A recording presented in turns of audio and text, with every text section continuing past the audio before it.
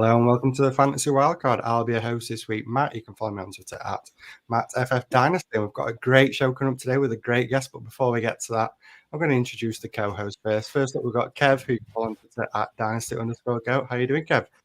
Good evening, boys. I'm doing really good. Thank you very much. Got my invite to the Scott Fish Bowl this week, which is nice. We've got all three of us in it this year, so bragging rights for sure. I felt a bit of a gooseberry, I think, last year with you two in it and me not. But it's going to be a good one. It's my second time in it, so looking to make the playoffs again. And yeah, we've got an amazing show today. When I saw the guest we had on, I was going to get the full kit out, the helmet, the shoulder pads, but I've just stuck to the hat. But I'll be nice today. He's a great guest, and he's got a pretty awesome name as well. That's true. And to be honest, I thought the same thing, Kev. I thought about getting on the Giants jersey, repping it, because as a guest, I'm sure he'd enjoy it. But before we get on to his great guest, we're going to introduce our fellow co-host, Ali. You can follow on Twitter at FFDynastyGrill. How are you doing, Ali? Yeah, I'm not too bad, thank you, Matt, apart from a technical difficulty just before the show. Other than that, we're deep into rookie draft season, so it's pretty exciting times at the minute. So I'm doing really good, thanks, Matt. How about yourself? Yeah, I'm doing spot on, thanks, mate. Like Kev said, we're all in the Scott Fish Bowl, so it's going to be exciting representing the fantasy wildcard. I mean, I can't do much worse than what I did last year, but Ali, you smashed it last year, so hopefully we can all do it and yeah, crack on. But before we get on with the guest, Kev, do you just want to remind everyone about the charity stream fund that we've got coming up? Yeah, it's not long to it now. It's Saturday, 21st of May. We've got our charity streamathon. It's 16 hours of talking dynasty, and it's raising funds for an amazing charity, Mind, who provide mental health support to people in need. Our donation page is open right now. I think we're at 18% of our target, so could really do with your support and your help to get in towards our target. And on that day when we're doing the stream, we've got a list of amazing guests. Our guest on today's show is actually going to be part of the streamathon as well, so that's going to be a really fun and exciting segment as well. See our link tree at Fantasy Wildcard, and that will take you to the donations page on our Twitter page. But yeah, just really looking forward to the streamathon. It's not long till it's on. That's it. It's not far away at all. And as well as that, we also dropped some more exciting news this week just gone. Ali, do you want to let everybody know, anybody that might have missed it, the exciting news that we dropped? Yeah, we finally let the cat out of the bag that we've got a new member of the wildcard team, Hannah Rowland, who is just absolutely smashing it in her first few seasons in fantasy football. We just can't wait to get her on board. She's going to be a co-host of the Wildcard Rewind show with Mags and Paul. She's going to be keeping them in their place. Yeah, it's going to be fantastic to watch. You can follow her on Twitter at Han Rowland, and yeah, we're all looking forward to her being on and just seeing how she gets on with Mags and Paul. It's going to be a fantastic show. So I think you nailed it. I think she's going to have to keep a tight leash on those two guys. So it's good that we've got Hannah on and she can keep it in control. But yeah, great news that we've dropped. But with that, we might as well introduce our very special guest for today. He's an analyst over at the Football Guys, co-host of the Devy Royale, which is one of my favourite Devy podcasts, to be quite honest. And let's be real, the best Kevin that we're going to have on today, without a doubt. We give a warm Fantasy Wildcard welcome to Kevin Coleman, who you can follow on Twitter at theboys_22. Kevin, how are you doing? Hey, I'm doing good, guys. I'm glad to be on. The whole Kev thing is going to throw me off, because right when you said, "Hey, Kev," I almost said, like, "Hey, guys, what's up?" Like, it was it'll be all right. We'll figure it out. But I seriously appreciate you having me on. I feel like I got called up to the big leagues with you guys. So, we've known each other for a while. Just never got that invite, but I'm here. I'm here ready to go.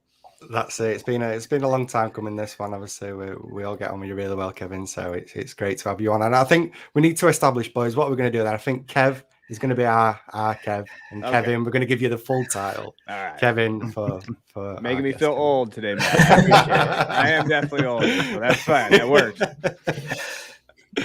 But with that, yeah, we're going to crack on with today's show. We've got a great show coming up. We're going to be completing a post-draft rookie mock. So obviously exciting stuff with everything going on. The NFL draft just been and gone. So all your rookie drafts will be starting right now. So why not do a post-draft rookie mock? So with that, what we're going to do is, I think we're going to let Kevin have the even numbers this time. Usually we let our guest kick off first, but I think the 101, it's kind of a field goal, kind of a free kick. So we're going to stick with the odd ones this time. So we're going to let our Kev kick off with the 101. So, Kev, who are you selecting? I know this is we're going to build a suspense here because it's going to be a shock, maybe. No, maybe. I'm not Adam Rank, so it's going to be pretty chalky, I think.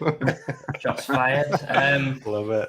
I mean, first of all, it's going to be the first show where the Kevin's actually had a bit of a positive spin on him, so that's pretty fun. But yeah, 101 will keep it pretty chalky. I'm taking Breece Hall, running back with the Jets. Consensus 101 in all formats for me. He's going so high in Dynasty startups, Devi startups. I actually took him at the 201 in a Devi startup I'm in with Ali. I think just after Jonathan Taylor, he's in that tier with a bunch of guys. So I've not got a share yet, but I've got one now. Ceiling's massive for the guy. Super safe. Anybody not taking Breeze Hall at 101, probably a little bit too contrarian for their own beliefs, and probably like to make a splash but not win the fantasy league. So really easy selection for me, and yeah, it made sense for us to take the 101 as fantasy wildcard and let Kevin do the hard work, I guess.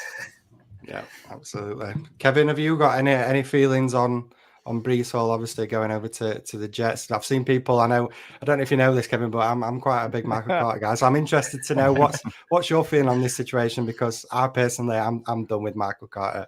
I think this is Breece Hall's show. That's it. I don't even need to mention his name ever again. But Kevin, what's your feelings? Do you think there's still some hope for Michael Carter maybe in the receiving game? I feel like you had growth there by saying you're done with Michael Carter, because I think people that are holding on to Michael Carter because they're out there, I think that you got left holding the bag with Michael Carter, and you're hoping that there is something there. I think it's 70-30 probably. Like we're going to see this in the NFL. We're going to see these guys be, committee-ish, but I think when you're looking at Breece, he's a workhorse, and see, the thing about Michael Carter is he's good. Yeah, he can catch passes. That's fine. But so can Breece. If they would have brought someone in that couldn't, like let's say would have got Walker, then I'd be like, okay, maybe that you'll see Michael Carter's value there. I think he's just a handcuff, and you're hoping, if you have a Michael Carter guy, if Breece was to miss time. But, I agree with Kev. I think that, I have him as my dynasty running back 4 right now, and that's where I have Hall. And I just drafted him as the running back 5 in a dynasty league at the 20, I think it was the 204, 203, somewhere around there. So in terms of this, he's your 101. I don't know who else could be your 101. Yeah, no, fully agree. I think he's locked in as that 101, and there's no other reason why you take anybody else. Have you got any final opinions on Breece Hall before we move on? No, just Kev, you went first because even you couldn't mess up this pick. You did the 101. We had to play it safe. Let Kev have the easy one. We couldn't let Kev get too wild a bit later on in the draft, so we let Kev have the. I think the thing as well is at the time when was sort of setting up the show, I've not got any Breece Hall shares, so at least it like consolation. You just wanted to talk about him. Yeah, you can't have him in fantasy, so at least talk about him. That's the bonus. No, but at least you didn't get silly this time, Kev. Absolutely. So 101 locked in with Breece Hall. So Kevin, you're on the clock now at 102. Who are you taking at the 102 spot? Yeah, you guys mess with me on the 102. I think the 102 is tough, and I think if I was in this spot, I would trade back if I could. But if I'm going to stay there, I'm going to take the best player available, and it's Garrett Wilson for me. I'm going to take Garrett Wilson. I love Garrett Wilson. I like Drake London. He was my wide receiver 3 coming into the draft, and I think he got bumped up to 2 for me based on his landing spot, because I do think he's going to get the volume. But Garrett Wilson, I'm not afraid of the Jets. And when you're looking at what their numbers were last year, we have this rookie guide from the Debbie Royale, and if you look at the team tendencies last year, their wide receiver target rate was 17th in the NFL, but it was improving. Then overall pass rate was 3rd in the NFL at 63%. They want to pass the ball, and then if you first down pass rate was 9th in the NFL. I think that might go down a little bit because Breece is there now, but they have shown that they want to pass the ball. And I don't think Elijah scares me either. Like I made a joke yesterday. I'm so sick of saying people say I'll take the guy that's actually caught NFL passes. I swear to God, if I see that again, I'm gonna lose my mind, because Garrett is an alpha. He got drafted in the top 10 for a reason. You look at draft capital, he's gonna come in there and be the alpha. It would not shock me. He should lead the team in targets. There's no way, unless he gets injured, that he doesn't. I think Zach's gonna have a big bum, Zach Wilson there. So I'm gonna take the best player on the board according to my board, which I know some people would disagree with, but I'll take Garrett Wilson there because I just take talent over everything else. Yeah, no, I think that's perfectly acceptable, and I think you make a great point. The fact with everyone talking about Elijah Moore, but let's face it, he was selected in the second round. They've just invested huge draft capital to get Garrett Wilson, so I think that shows you everything you need to know. Really, that these guys, they wanted to get him, so the fact that they paid up such a premium to get him, I think he's in for a great role. No concerns then with Brees Hall. I mean, we just picked up Brees Hall. No concerns that maybe they lean a little bit more on that run game while Zach Wilson still adjusts to the NFL. Obviously had a rough rookie season. Do you not think that maybe they try and lean a little bit more on that run game, and that's why they invested in Brees Hall? They could, but to me, that hurts more than anybody, right? Elijah. I think that they will. I think Garrett's going to be fine. I think he's going to get the target share. I think he's going to earn those targets. I think it hurts more a little bit. I mean, Corey Davis is kind of an afterthought. And RIP to Denzel Mims. We'll pour one out for you. But I think Garrett is the alpha, right? So if he's the alpha, I don't think that hurts as much. Like now, if we revisit this in the middle of the year and Elijah's getting out targeted, then yeah, I'll say I was wrong. But I think Garrett comes in, he's the alpha, and then I think Hall will get his usage as well.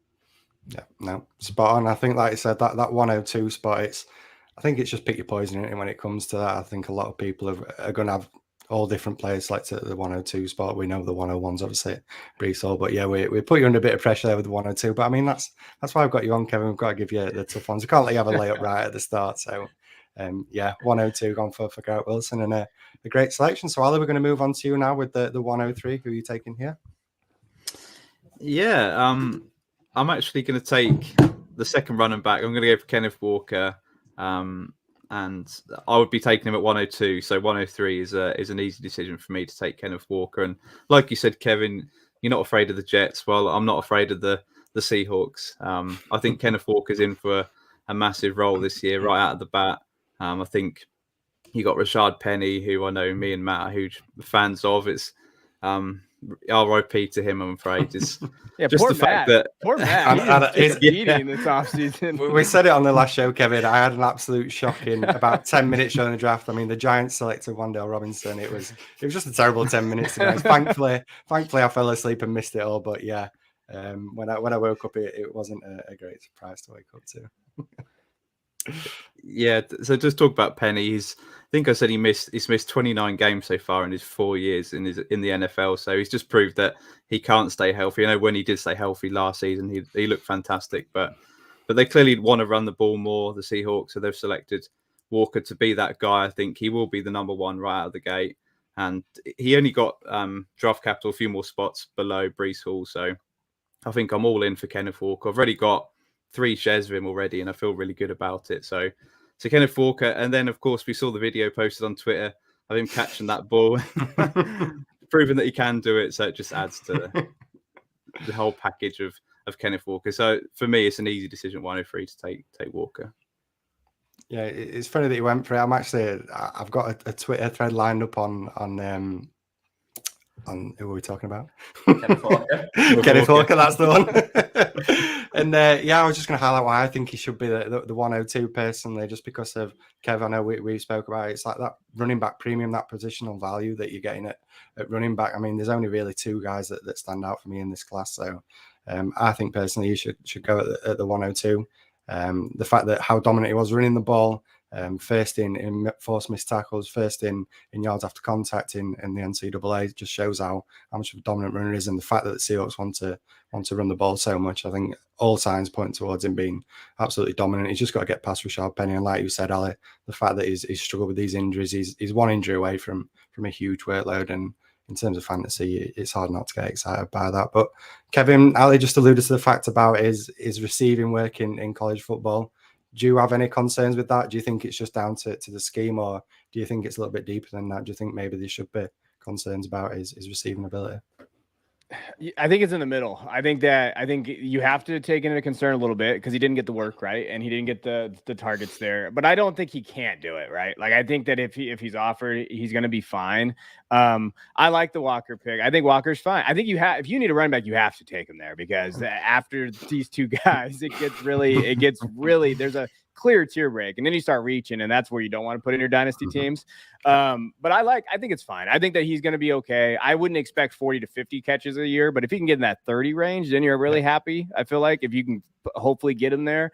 But I'm not as worried as others. And then, hey, he made that one-hand catch the other day. So he's a god now. He's a fantasy football god on Twitter. That's all it takes.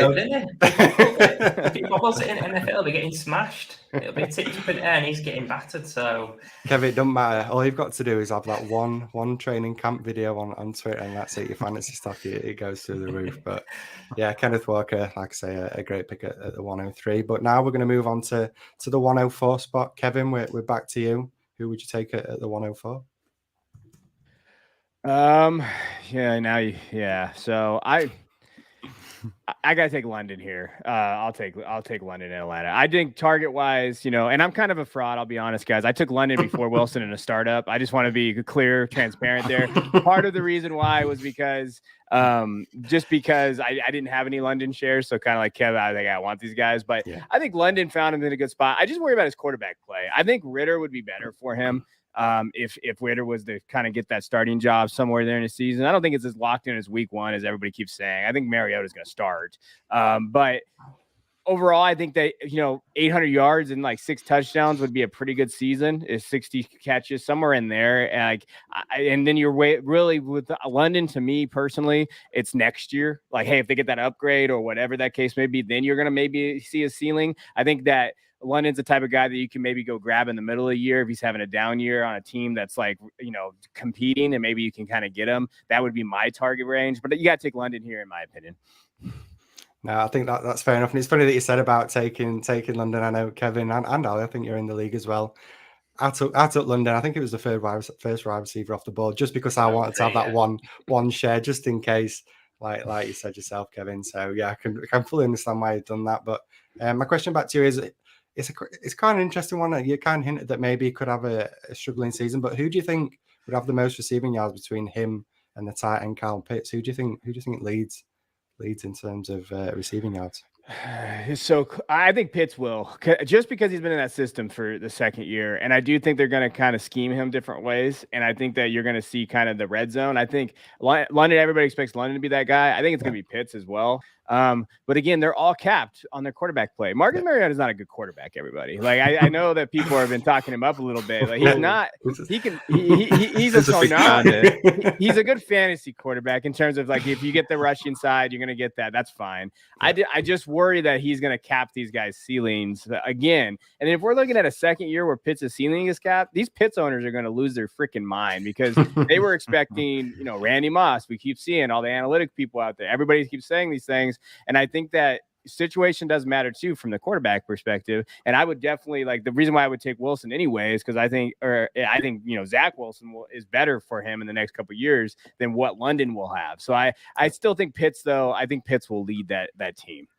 Yeah, cool. And Ali, I know you're a big fan of Drake London. Any closing thoughts on Drake London from you? Just give me one more chance to revel in the fact that he's. Can't believe you've done that. Well, I've got to do it for him. No, I absolutely love Drake London. He's my wide receiver one.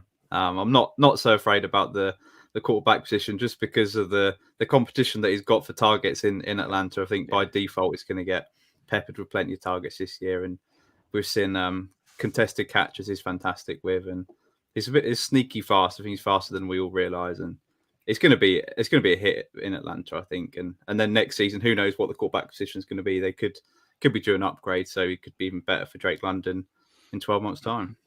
Yeah, like you say, there's no real competition, is there, for targets outside of Kyle Pitts? And in fantasy, it's what we're all craving. It's getting those targets. Thinking of guys like last year, Amon-Ra St. Brown, that the fact that he was so relevant was the amount of volume that he got. Had no one to really compete with him in terms of targets, and in PPR leagues especially, that just produces that fantasy gold. So yeah, great selection in Drake London. But now we're going to move on to the 105, over to my pick, and I'm glad that you've gone the way that you've gone, Kevin, because now it allows me to take my wide receiver one, and that's Trey Lundberg.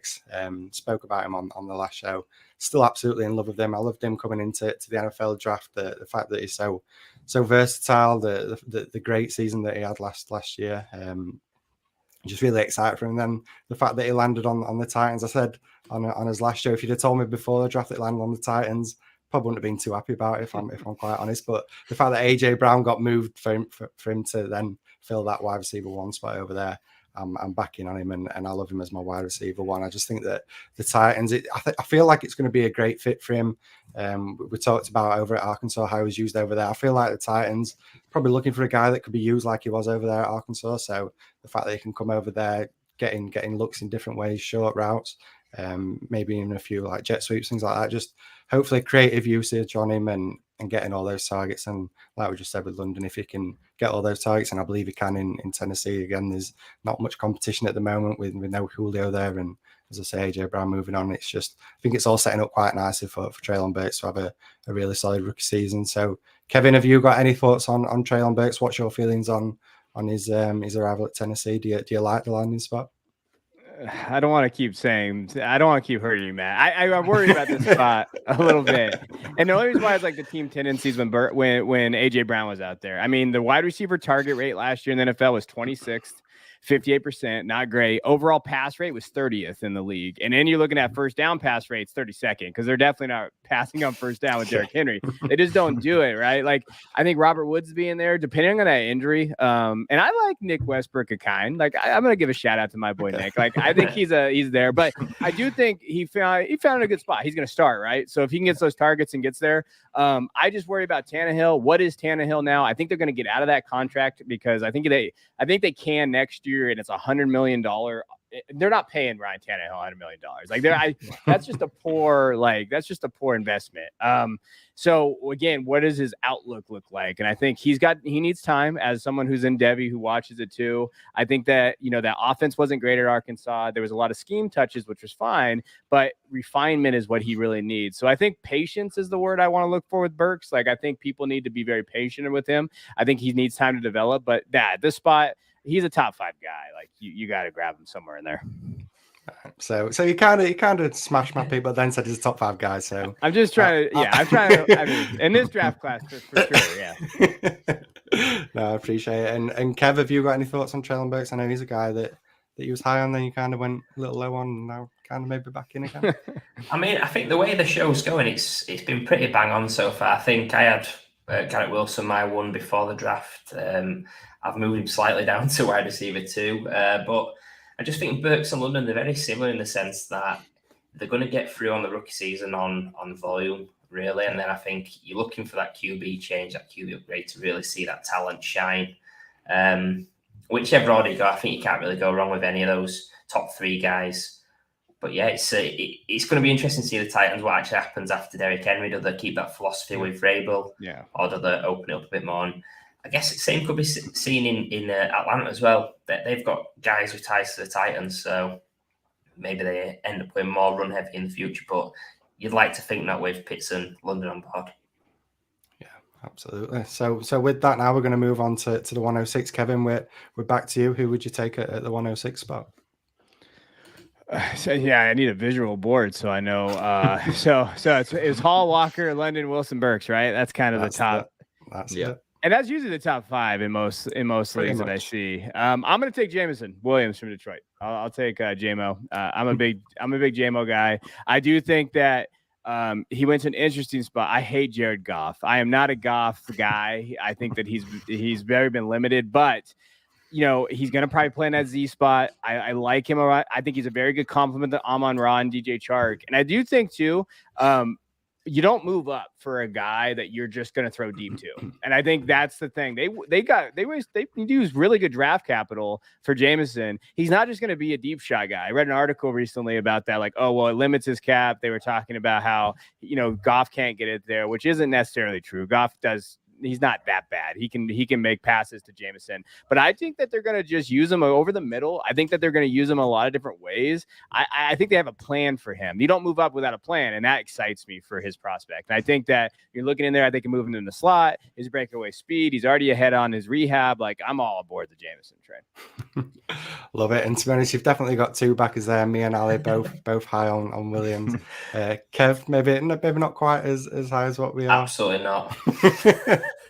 But I think Kevin hit the nail on the head. To be honest, it was something that on his last show I never really got a chance to say. But the fact when they did move up, the fact that it's a team. I mean, this was the 2nd worst team in the NFL last year. Clearly, lots of holes on this team. The fact that they're willing to invest some more draft capital to move up and get their guy, that to me is a pointer that they want to use Williams. They were desperate to get him because they've got some big plans for him clearly. So even though the landing spot on face value doesn't look great, I think a little bit like we spoke about with the other wide receivers we spoke about, potentially maybe moving on to 2023. That's when things can become really exciting, if not even next season, if they do use him in loads of creative ways. But now with that, the 107 pick, Kev, back to you. And I mean, I think you're kind of loving it, aren't you? Is there still somebody there that you'd happily snap up here at the 107? Are you joking? Are you joking? Yeah, this feels like a gross pick, to be honest. Not been a huge fan of this guy pre-draft. I genuinely thought it'd be a bust, but the landing spot of draft capital, it's made me change my tune. Yeah, it's Kenny Pickett, QB Steelers. Just with being a super flex rookie mock draft, he's the only QB that's worth taking, I think, definitely round one, but probably it's not great to be banking on day 2 QBs in general. You have to hit an outlier. So, yeah, Kenny Pickett, I just love his landing spot. The fact that he's got Najee, he's got Freiermuth, the wide receivers. They added 2 quality rookie wide receivers as well, in Pickens and Calvin Austin as well. So he's set up to succeed. I think with Pickett, obviously playing super flex leagues, he's going to hold value for X amount of time. You might be able to move him on in the future, even if you don't like him. Like I probably would if I did have to take him. I think he's in a similar range at the moment to a guy like Mac Jones, which I think is fine. He's a low end QB too. I don't think he's going to have an amazing ceiling, but yeah, quarterbacks in Superflex are massive, and middle of round 107. I'm happy to take a punt there and just hope that he hits for a little bit and he's not as terrible as I thought he was pre-draft. Yeah, it's just crazy. But when we obviously did the pre-draft, I mean, we were getting super excited, guys like Malik Willis, Desmond Ridder, guys that we were high on. I mean, you were loving life in these Superflex rookie mock drafts, but now it's like I don't even want to take these guys because of what happened, how it all played out in the NFL. But yeah, like you said, Kenny Pickett, the guy that managed to get that first round draft capital, lands in a really good spot with the Steelers. Like we said on his last show, it's not very often that you get these rookie quarterbacks coming into such an ideal situation with the pass catching weapons that it has. But Kevin, what's your feelings on Pickett? What do you think his ceiling can be in fantasy? Are you hopeful, or is he just going to be one of these middle of the road quarterbacks moving forward? Well, Kev hit on the head. I think he's a quarterback too. So wherever you think you want to draft him, that's fine. The only guy that I might think about maybe taking over him is Olave in this scenario. But he's here, right? If you need a quarterback, this is kind of that area. I would probably, because he got first round draft capital. Baby hands and stuff aside, like he is who he is. I wasn't a huge fan because of that late breakout. I mean, he was in college since 2017, so that's a thing. He had a great year. I mean, Addison made him look really good, and I love James. I mean, that's the thing about Addison. I know this isn't a Devy show, but if he made Kenny Pickett look good, you draft Addison. And so I think that's what you have to do. He's in that range, 107, 108.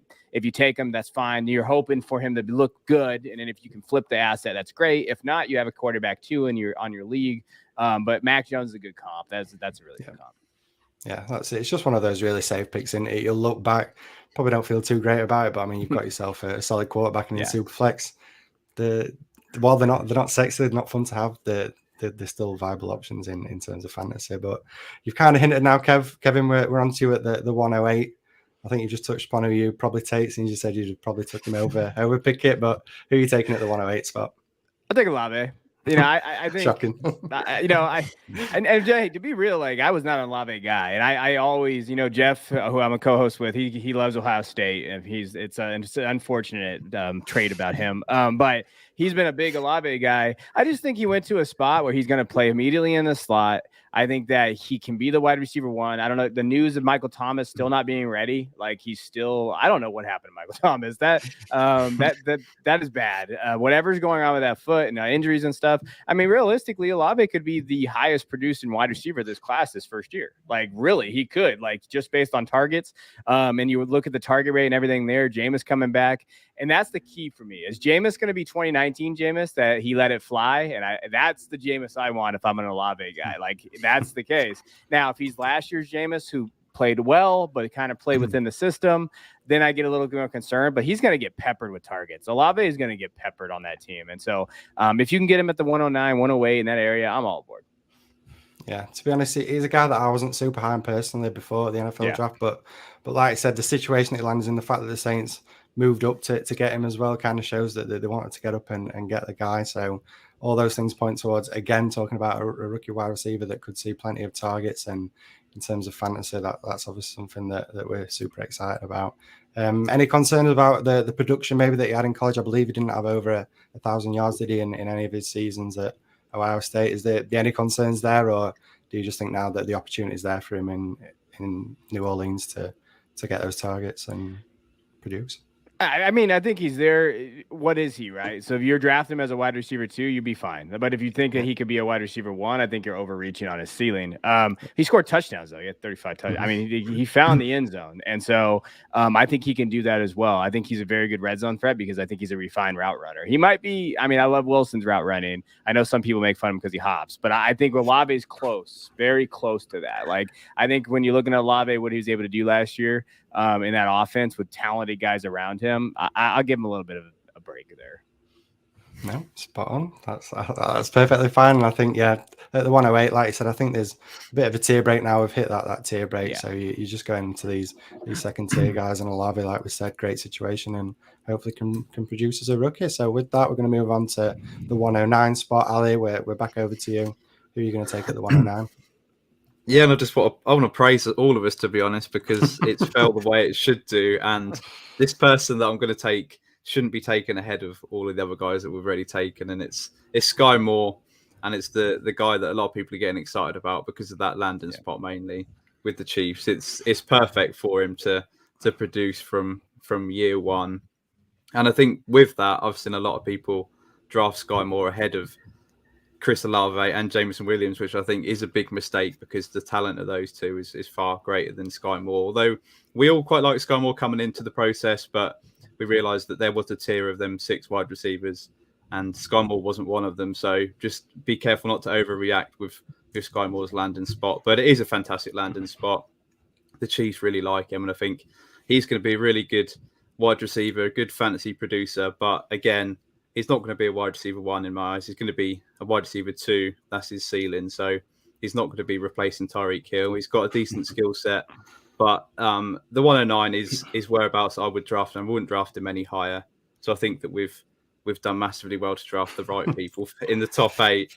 But yeah, Sky Moore's the next guy on my board. But he's a tier below the other guys. But I still feel pretty good at the 109 to take Sky Moore here.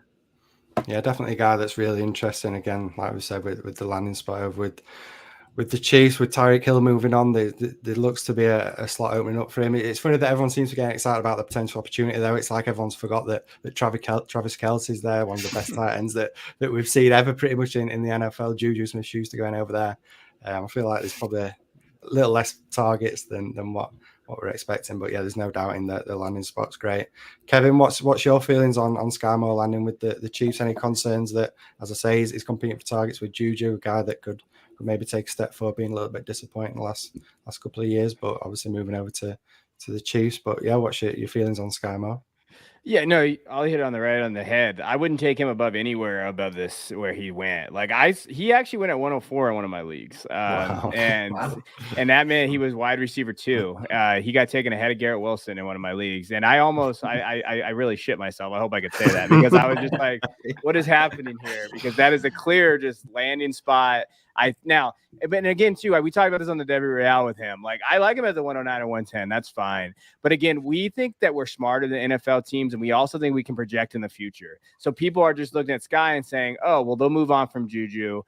He'll be the wide receiver 1 next year. Kelsey's getting a year older. So next year he's going to be the guy. But what did we just see this last season with all the wide receiver movement, with all of those things? Like, there's so many different variables when it comes to that. I think we got to be very careful with how we try to project in the future. I know we have to, but just going into it, know you're not as smart as you think you are, especially if you're at home and not running an NFL team, right? Like, I think that's like where your projection should be. I think he's at 109 is perfect spot for him. Like, and then we like we were talking about, if you got to try to get in that 108 range. If you can move up and get in that 108 range, I think that's the goal of your rookie drafts, because I think there's a giant tier break after that. And then you're hoping maybe someone reaches on Sky and you get Jameson at the 108 or whatever the case may be. But 108 is kind of where I want to be in my drafts.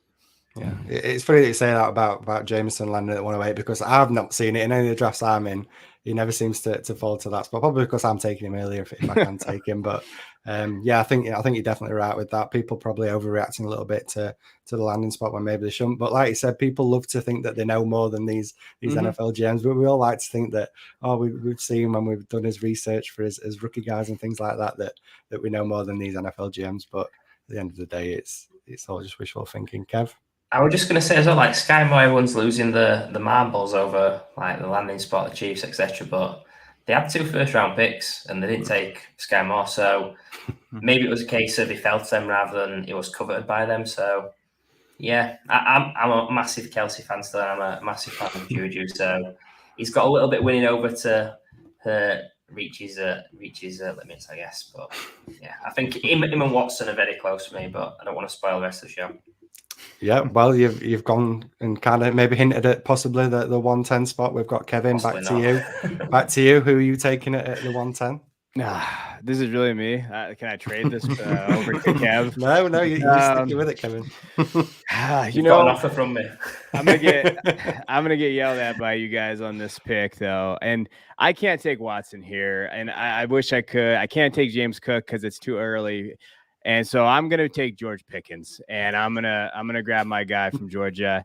I was a Pickens truther before it was cool, like 2 years ago.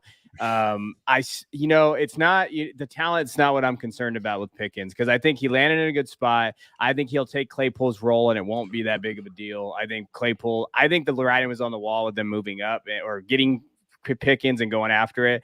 All the talk from the Steelers people that I know, especially people around the team, Teddy Rickinson and his wife and stuff, Claypool is not someone that they like in that organization. They think he's a head case, and so if they move on from him, Pickens could be the wide receiver too. Will they pay Deontay? Like with all these other wide receivers getting paid, maybe Deontay gets moved, and now you're looking at a situation where, hey, maybe Pickens is that guy. I wouldn't project that, but he could be. He is everything you want from an X receiver. Like he is 4.47 40, dynamic, can make big plays. Pickett's an interesting quarterback for him. I think the first down pass rate, overall pass rate that we saw last year, like they were the second in overall pass rate last year with Roethlisberger as their quarterback and with Najee there still. But they still threw the ball a ton. I think that defense is older, so you're going to see some negative game scripts. The biggest problem with Pickens is he's a dumbass. Like the biggest problem with him is he's just not mature.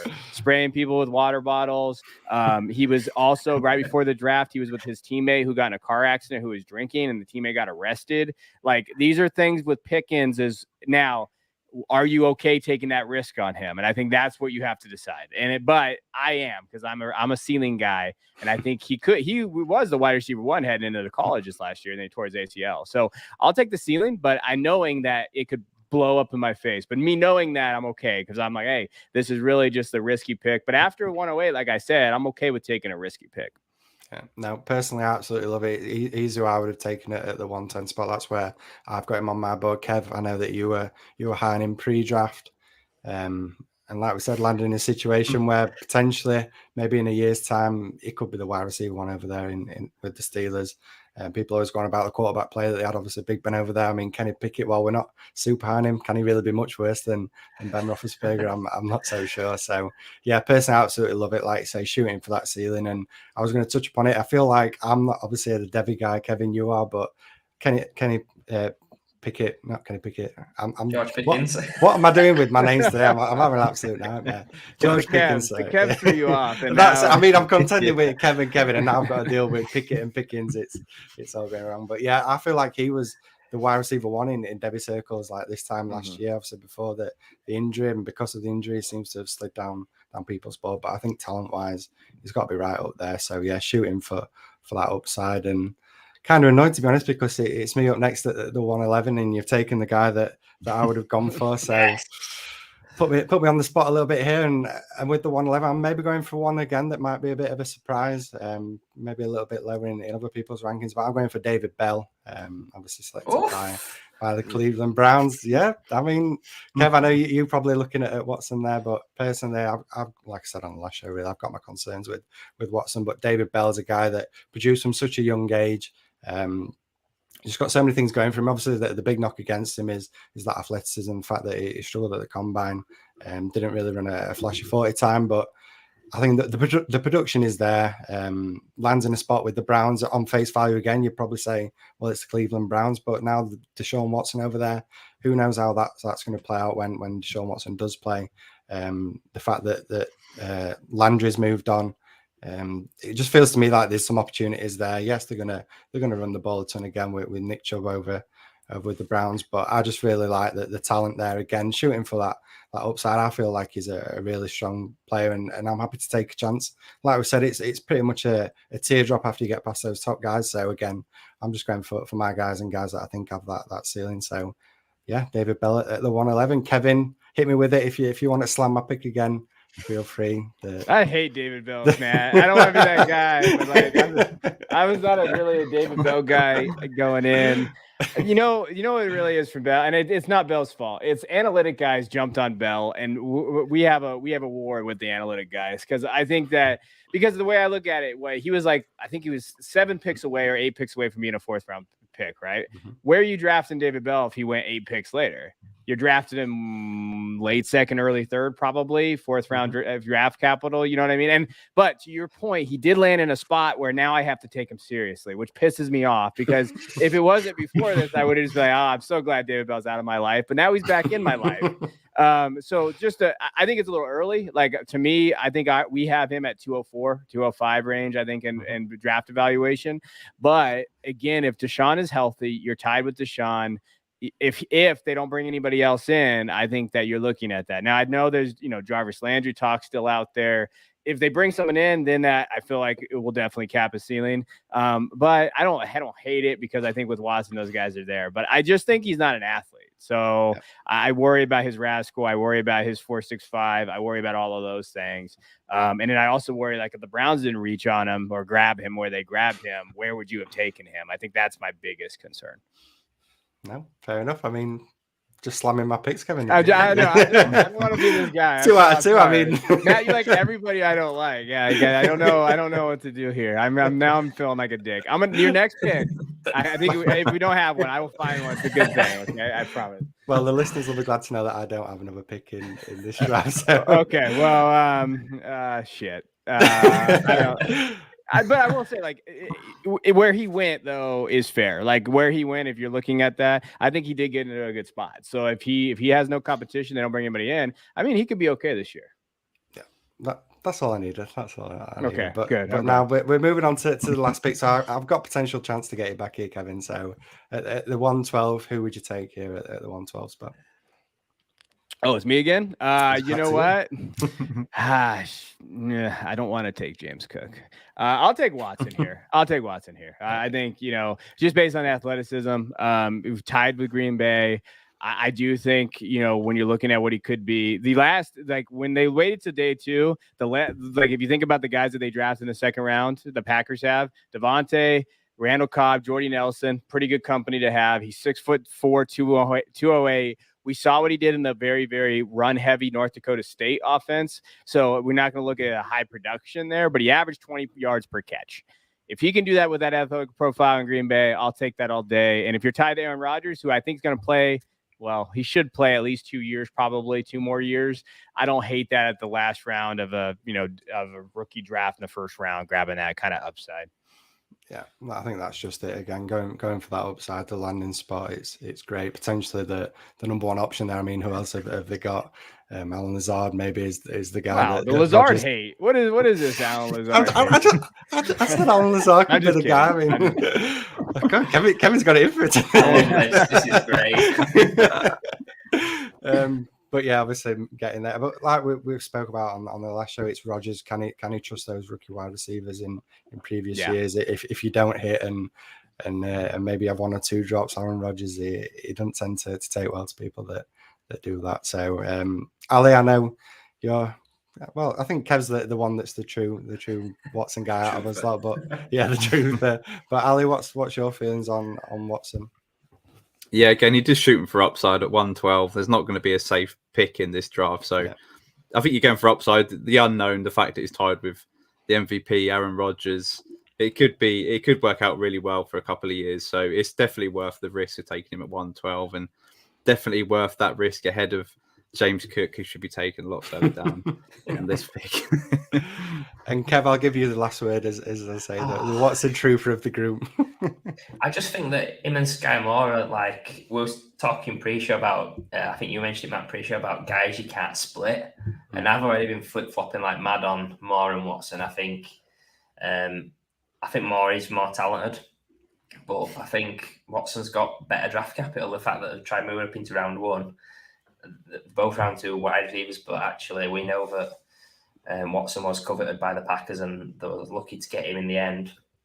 So yeah, they're two guys that I think should be going back to back, but it's that tier, isn't it? After the top 8 in this draft, it's kind of fluid and it's sort of dependent on roster as well. If you've got Aaron Rodgers, you might want to go for Watson. If you've got a Mahomes, you might want to go for Moore, etc. So yeah, it's nice to see Christian Watson in round 1. That's cheer me up. No, absolutely, and that's it. That wraps up the mock draft that we've done. I'll go through the picks, try and remember off the top of my head, since we haven't written them down. But 101 Breece Hall, 102 Garrett Wilson, 103 Kenneth Walker, 104 Drake London, 105 Trey Lundberg, 106 Jameson Williams, 107 Kenny Pickett, 108 Chris Olave, 109 Sky Moore, 110 was George Pickens, 111 David Bell, and 112 Christian Watson. Solid. Excellent job, Matt. Excellent job. See, I got a compliment in there. Well, excellent job. It only took us 45 minutes, but we got there, Kevin. I appreciate the comments. But yeah, like we said at the top of the show, just those 2 real running backs that stand out, and then beyond that, we've hit wide receiver pretty heavy. And I don't know what you guys have seen in your rookie drafts. I'm having absolute nightmare on my way still. Put your teeth in. I know, yeah. Let me put my teeth back in. But yeah, in your rookie draft, but that's how I've seen it go. It tends to be those running backs early, and then it's just pure wide receiver for round 1, and maybe guys reaching on Cook. And yeah, that's it. I think we nailed it, to be honest, guys. So with that, smashed it. We're going to move on to the wildcard section, and this is a point where we get as guests to come on and tell us their fantasy wildcard. So a guy that they think will improve their dynasty value the most in 2022. So Kevin, over to you. Who's your wildcard selection? Yeah, I just kept it simple. Juju, right? I think Juju is going to improve his stock because of how low it is. I don't love keep trade cut. If you don't know what it is, it's kind of like a dynasty outsource thing. I think that there are some flaws to it, but I do think that people use it for trade value because it's free and there's not a lot of free trade value out there. He's at 99 overall and wide receiver 39. And I think that's pretty low for a guy of his caliber, what he's able to do. He's only 24, didn't turn 25. I think he might be 25 now, but like in that range, he's tied to Mahomes for a year. If he has a few good games, I mean, he's immediately going to shoot up boards. Like, and he could be a wide receiver 2. I'm not thinking Juju's going to be a wide receiver 1, but if he has a good games and you're looking at him being that option, that second option in that offense, I think he's going to be higher than wide receiver 39. And I think that he's a value right now in a lot of leagues. Yeah, I absolutely love this, to be honest. I've been eye on Juju for quite a while. Sort of pre-free agency, I was above consensus. Then got the move to the Chiefs. He went up in my rankings. Then Tyreek left. He went further in my rankings. He's now wide receiver 19 in my ranks. So I'm pretty above consensus, above keep trade cut easily. I just love the fact that he broke out so early. He's produced as a wide receiver 1. And him and Kelsey are going to be perfect for each other. I think he's not going to be getting hammered for lots of coverage. He's going to get some nice looks on the offense. Yeah, I just really love the guy. I think the only concern I have is the 1-year deal. The fact that if he, for whatever reason, he's not re-signed, he could end up on a bad spot, a bad situation. But we play Dynasty to back on talent, don't we? So I think I love Juju. It's a great selection. If we're basing it on ADP and the fact he's going late 30s in wide receivers, and we choose the wild card as someone that's got the potential to grow, if he smashes this season, I think he's got potential to be borderline wide receiver 1, high-end wide receiver 2 if he absolutely crushes it. Just want to get your thoughts. Does that sound a similar range for you, Kevin, and the fact that if he has a perfect season, where would you see startup ADP next season, whether that be wide receiver X or round X? Yeah, if he has a good season, again, with the free agency, I think it could cloud his thing. But let's just say he re-signs if he came back. I mean, he's gonna go probably top 20, right? Like I would assume wide receiver 20 is where I'd probably have him in that area. Solid wide receiver 2. Like I think that's what he can be. I think the worst thing for Juju is he bumped up at that wide receiver 1 year, remember? And everybody thought that was what Juju was gonna be. Where I think Juju definitely is a better at a second fiddle type role with a better quarterback. And if he could be at that wide receiver 20 mark, I'm all in. Like I think he's the best value right now. I mean, I'm in a startup right now through 11 rounds and he hasn't gotten taken yet. Still, because the rookies are included. So you got guys like, Rondale Robinson getting drafted over Juju, which makes me question some things. But if that's the case, then you need to be jumping on the Juju train, I think. Even at that value, imagine get him as your wide receiver 5 on a dynasty team. He's going to shoot up value immediately, as long as he has an okay year. And I don't think Juju's as done as everybody else thinks he is. Yeah, and I think it's been a pretty perfect off-season, as we mentioned, for Juju moving over to the Chiefs.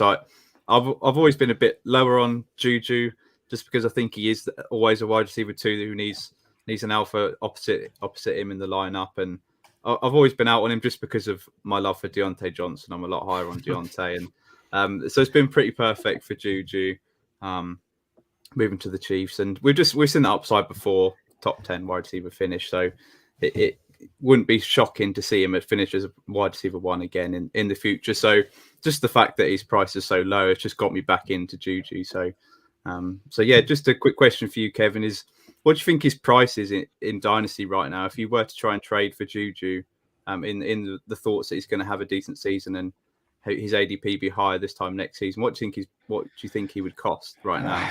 If I did like draft capital wise, like the picks, I would say around probably a late first, based on just kind of like what I've been seeing. And like, I think some guys are going to fall in love with our boy, like Watson and these other guys that are jumping in there. So I would say a late first is where, as far as pick wise, but if you can get like an early second, like if you could trade an early second for Juju, I would love that. Like, I think that's where it goes. I would not trade a 23 first for Juju. I saw that happen. I did see that happen in the league. I'm not being facetious here. And then if you look on DLF, there's a lot of 23 first getting out there. That's way too that hell no. That's not happening with me. But another interesting one I saw was Juju's for Leonard Fournette straight up.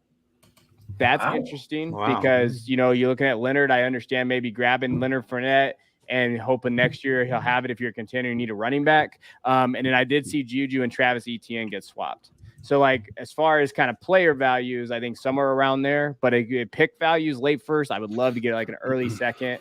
Or if you have like the 201 and then maybe a second next year, if you're okay with that, or a third, I think that's good value. No, love it. You said late first, Kevin. So who would you rather have, Sky Moore or Juju? No, now, damn it. He's got come on. I mean, you've said it, so come on. Juju. I would rather have Juju. Give me the guy. Here we go. Give me the guy that's playing NFL. I'm just kidding. Give me the guy that's gonna be in that slot position that could be the wide receiver 2 in the Chiefs this year. I'd flip him for more value next year. That's how I would play Dynasty anyway. No, love it. Put you under pressure. I like it. This is why I love the show. I mean, I have a lot of affection for you guys. You guys are good people, but you have a good show, and I think that's a good thing. I appreciate it. And with that brings us to the end of the show, sadly, where we've completed a post-draft rookie mock. Before you go, Kevin, can you just let the audience know where they can find you, anything that you'd like to plug? Yeah, you guys can find my, my redraft and dynasty content at Football Guys. We have a Debbie Royale. We have a Patreon. We're up to 77 people. So we're trying to get to 100. We just released this 2 months ago. We have a Debbie Royale, basically guide. It's for Debbie. We have all depth charts before they came out, before February. It's like 300 pages long. That's why it's called a manifesto. But we have a lot of cool things coming in, our rankings. We have, rookie content, everything there. You can find that on my profile, and you can find me at DuBois_22. Love it. And lads, any final thoughts on today's show? Yeah, I mean, first of all, it's been great to have you on, Kevin. Cracking name. It's actually 2 shows on the trot. We've had a Cowboys fan on, so but looking past that, obviously allegiance and that, you've been an awesome guest. You've nailed your picks. You've given Matt a bit of stick, so I've had an absolute amazing time. You nailed your wildcard selection as well. So thanks for coming on. You've been awesome. And then just talking about this time of year, it's great being in rookie drafts and seeing how they are all slightly different this year. I'm finding players all over the place, but that is expected, I guess, with sort of the flat tier of everybody that's in the draft outside of sort of Brees Hall and a couple of others. But I think one thing I just want to highlight is not to overreact, that landing spot should be a tiebreaker and not a tier breaker. So thinking of guys like Sky Moore, if you had him high before, great. If you had him really low, don't be bumping up miles. So use your landing spot as a tiebreaker, not a tier breaker. Yeah, just thanks again, Kevin, for coming on. It's nice to have finally a good-looking Kevin on the show. You've just talked fantastically, and you didn't slander any of my picks. You just slandered Matt's, which has been great. And just a couple of draft nuggets, I suppose. One guy obviously didn't watch the NFL draft because he's taken Malik Willis at 104 in the Superflex League. And then the other one is, I've got to hold my hands up because I did pick James Cook at 110 in the league, which I absolutely hated. But the fact I already picked two wide receivers in the first round, right? And I was trying desperately to trade back because I didn't want to pick him there. But I just had to take him because I haven't got any more shares of him. I just needed that one just in case he turns into a half decent back. So I will just say I hate him, but I took him at 110 just to clear it up. Yeah, and I'll just reinforce what the guys say. Kevin, thank you for coming on. It's been an absolute pleasure, even though I did a little bit of stick that you gave me, but it's all love, really. But no, fantastic having you on. Like I said at the top of the show, Debbie Royale, one of my favourite sources for Debbie content. So, yeah, absolutely crushing it with that over there. Yourself, Christian, and Jeff as well. So, big thanks for coming on. It's been a lot of fun, and yeah, maybe if you're a little bit nice to me, we'll have you back on again for sure. Well, it's back to the streamathon, isn't it? So it might be great point. I'll be here. I'll be here in a little bit, a couple weeks. Exactly. So Kevin's back for the streamathon, and hopefully I can get my revenge on Kevin now. I'll make sure to get him back. But thank you for tuning in. Be sure to subscribe and follow us on Twitter at Fantasy Wildcard. Also, if you could please do leave us a 5-star podcast review. If you've enjoyed today's show, it just really helps us get a wider exposure to a greater audience. And be sure to join us for his next show, where we'll be taking a deep dive on this year's rookie class, looking at some of the lower guys, maybe guys that we've not spoke about in recent shows. So should be a fun one. Thank you once again. Have a good one, and we'll see you soon.